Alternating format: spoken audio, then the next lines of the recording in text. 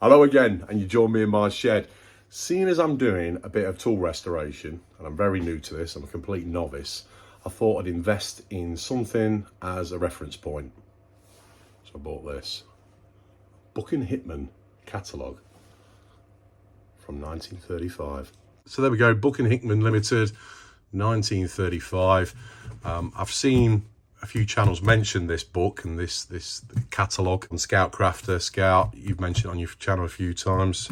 And of course, Reggie on the road. Reggie, I think you're an expert on these. I know you've got a good collection. How many of these are there, by the way? I've seen other years online. I bought this one from Amazon, actually, and it was £15. It's not in the best condition, as we can see. The pages are all intact, though. You can see on there. I've marked a few pages I want to show you.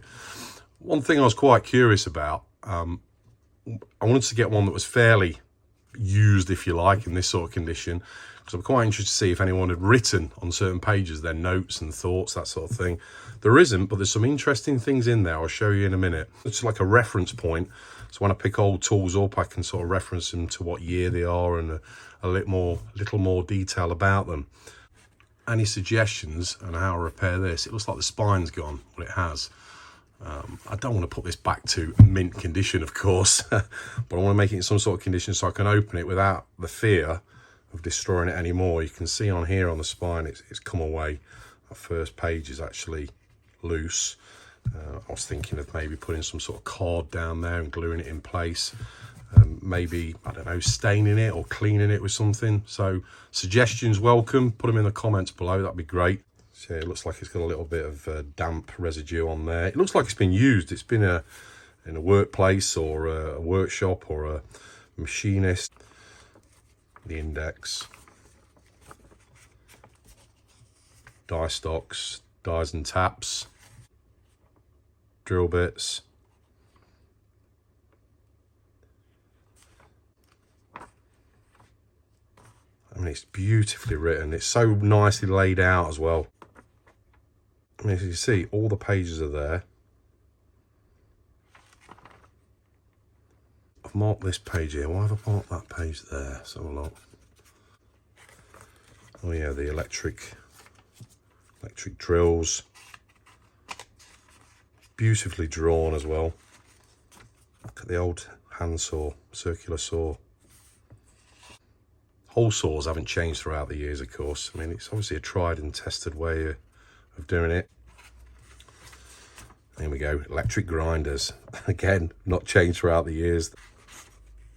Hand drills.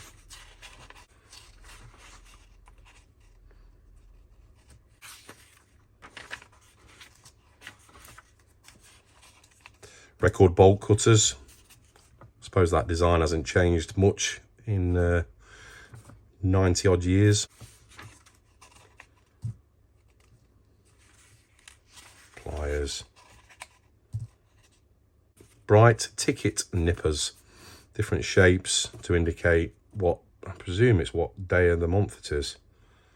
Engine counters. What I wanted to show you first, let me just find the page. Where is it?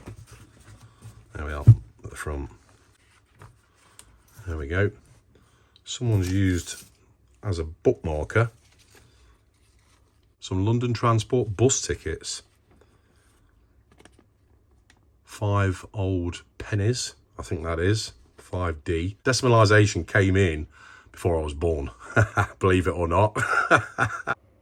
In my defence, I did have a long paper round. 20 shillings to £1, and there's, oh, I don't know what it is now. Is it 20 shillings to £1 and 12 pennies in a shilling? Is that right? Someone has certainly helped me out on that. Perfect bookmark. Still in the same page when I opened it, and he was looking at Cushman geared scroll chucks on that day. Shame it doesn't show a date. I've had a look online actually on these tickets. The closest I can find was around 1959, but you may be able to help me out more on that. And then the other interesting thing, I'll leave that marker there for the moment. I might be thinking too much into it, but there's this on the portable workshop crane page. is this, a daily timesheet. Now someone's sketched, which appears to be like a mobile gantry. Don't know how old that sheet is, of course, this daily timesheet. But in my eyes, I can see someone opening this page, two workers working together, thinking how they're going to move something. And they've opened this page, and then someone said, right, let's use a gantry. And someone sketched it out with wheels on the bottom there as well to explain what he's trying to say to this other guy. I might be wrong, but I might be thinking too much into it, but that's the way I think. Just like a nice piece of history. What do you think?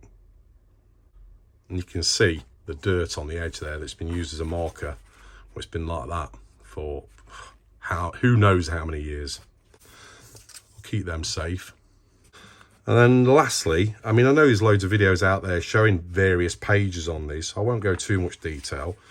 And I say I haven't properly been through it yet. Or just pick one of these up, actually, a wood spoke shave. Where is it? Is that the same thing? Needs cleaning up. Cost me about £1, that did. But then what I've marked here as well, good friend of mine, Mark at the Small Workshop Adventures, he has just invested in a few Yankee screwdrivers, the ratchet screwdrivers. We had a chat on one of our videos with Doug from Fleet's Woodshop a few weeks back, and he mentioned that he used to use these Yankee spiral ratchet screwdriver. So if you haven't seen it, go and check his channel out, and he'll show you his new purchase. I don't think he's into restoration, but he wants to start using old tools. I think he's doing a bit of reminiscing. I wouldn't mind collecting all the catalogues. I don't know how many there are. I'm pretty sure they don't come out every year. But yeah, what's your advice on cleaning this up? How should I go about it? Should I put some card down there, glue it to it, press it, stain it, clean it? I don't know. Advice welcome. I'm really happy with that purchase. £15 I don't think was too bad. It's a nice little reference piece and a nice piece of history as well. What do you think to it? Anyway, thanks for watching. Take care. Cheers.